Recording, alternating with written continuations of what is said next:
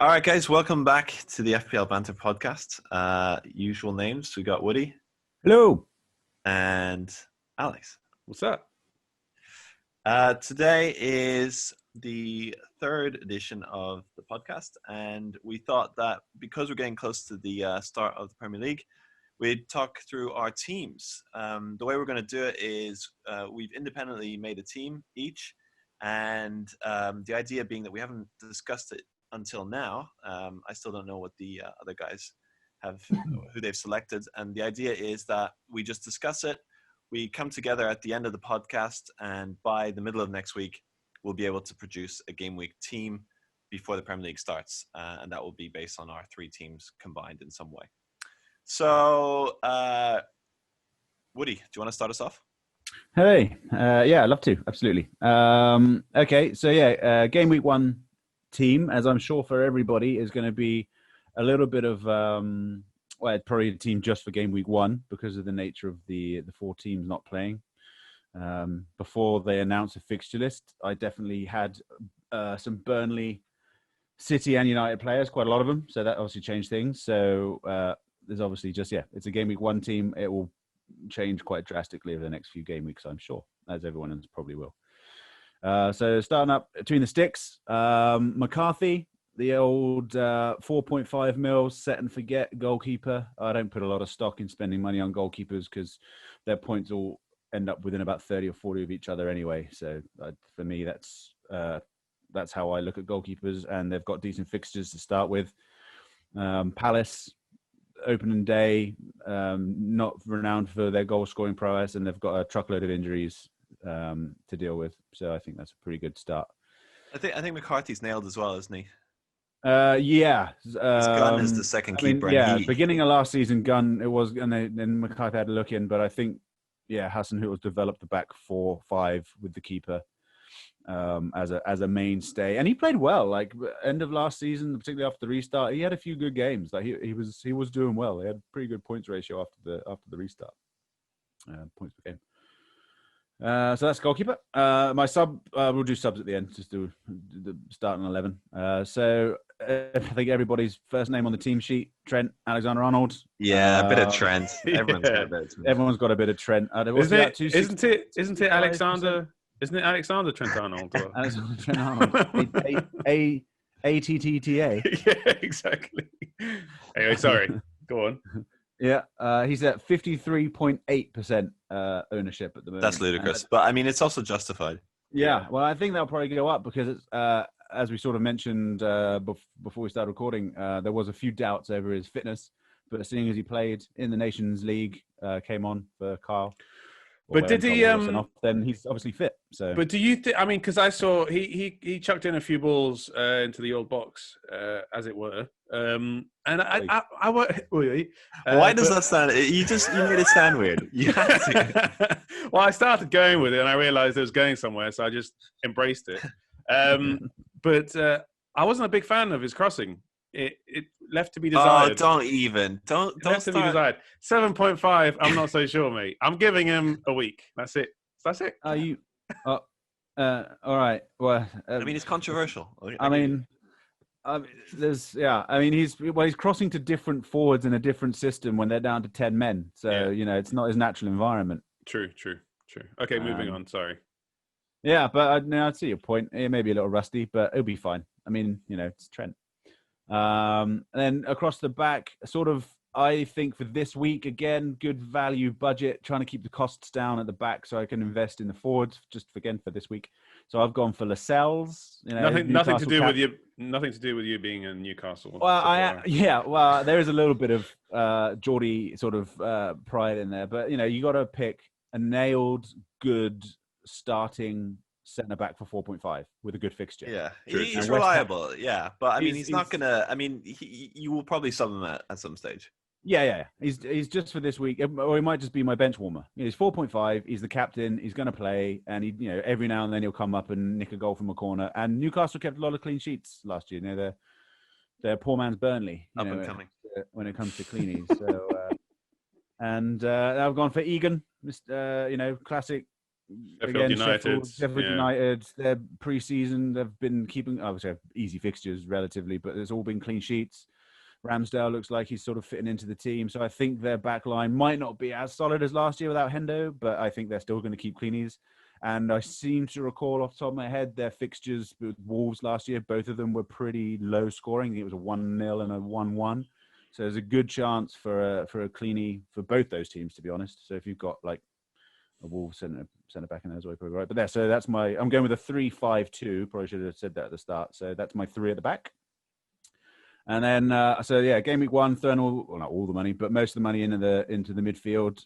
So I'm going for an Aubameyang, Salah, Mane. That's an expensive 3 there. Yeah.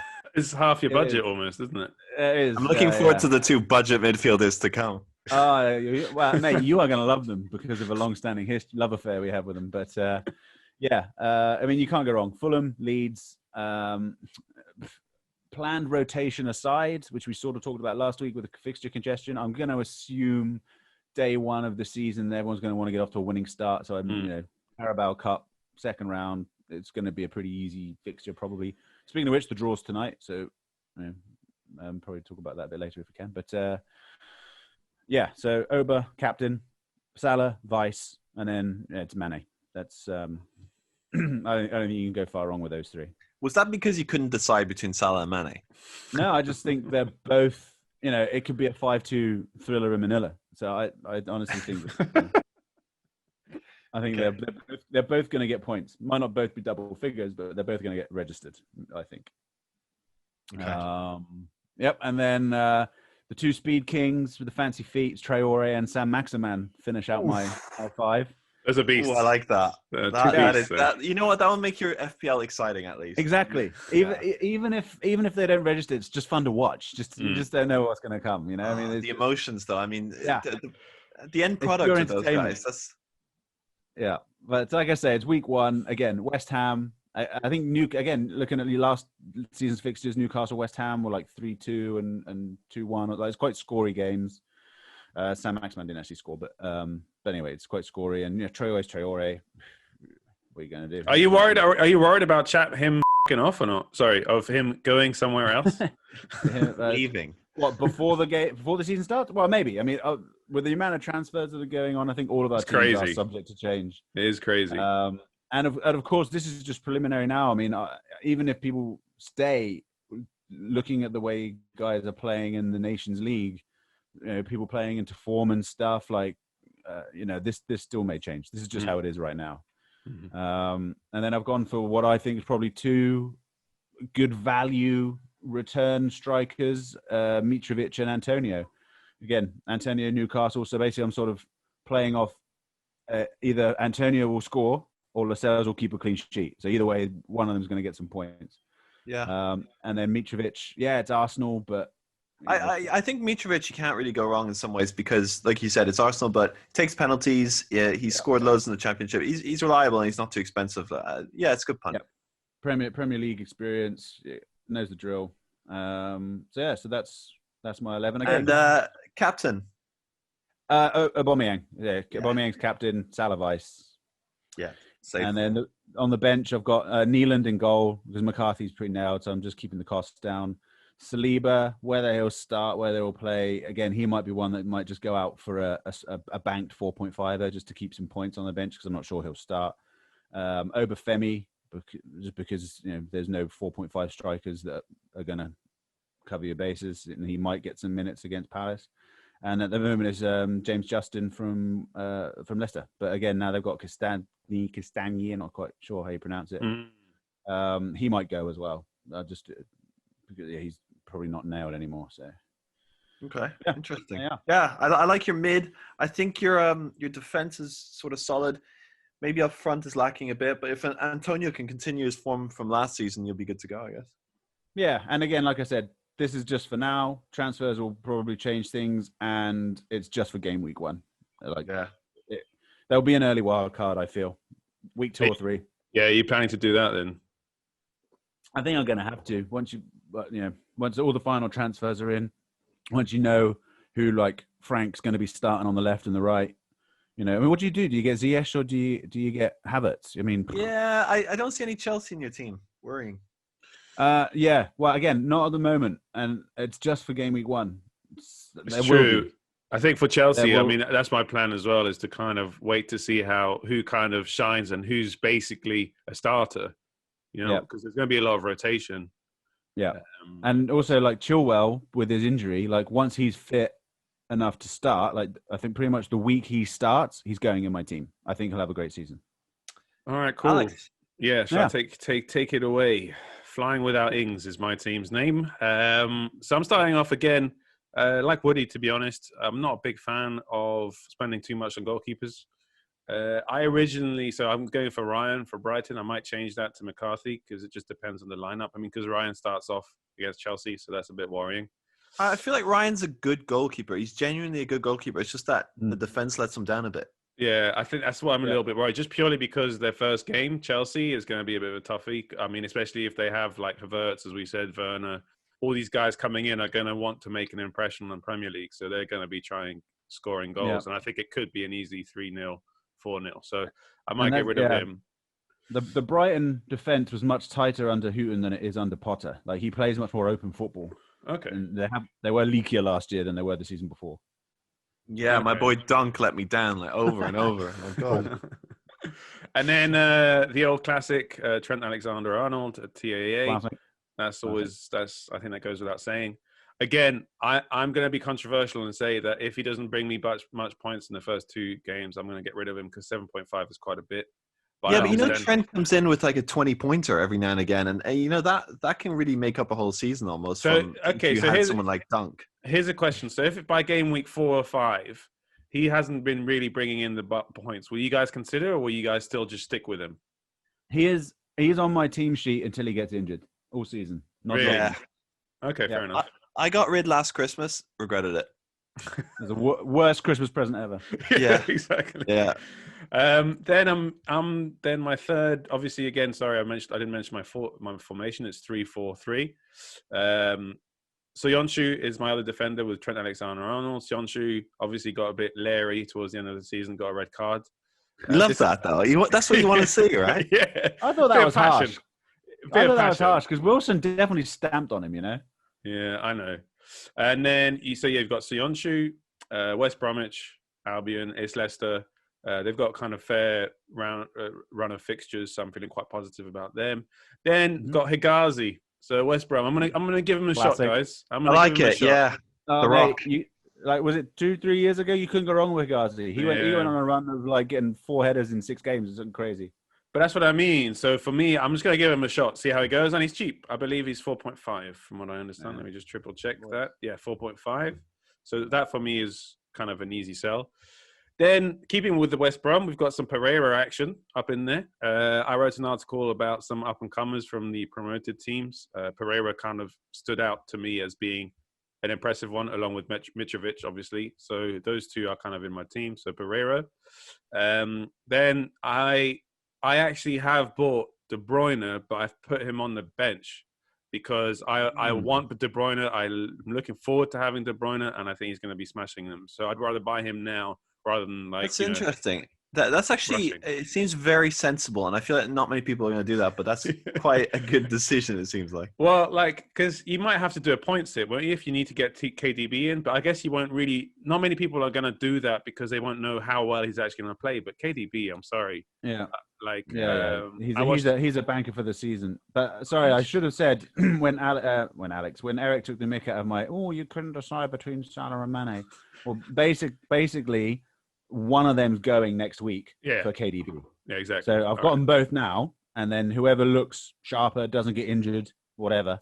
But that is a ridiculous theory because both these players are amazing. So what you're saying is if Mane suddenly doesn't score, you're going to get rid of him.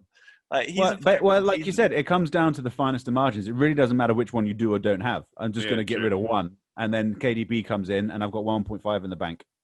Okay, what if they both bang in 2 goals and an assist each? Then I'll toss a coin. Okay. All right. All right, so to keep that in mind, so because I've got De Bruyne on the bench, which I know is kind of risky, but I feel safer that way. I've got McCarthy from Crystal Palace. He's a safe buck. He's my cheap midfield. I'm sorry. I'll move on to my expensive one. So I've got Mane. I'm more of a Mane guy than a Salah guy. I just prefer the way he plays. Although I did watch him play recently. I think it was the Community Shield against Arsenal. He kind of let me down a little bit. He didn't was a bit seem flat, wasn't he? Yeah. But that might just be because, they haven't played in a while. So I don't know. Let's see. I'll give him a shot. I'll give him a chance. Then I've got Son.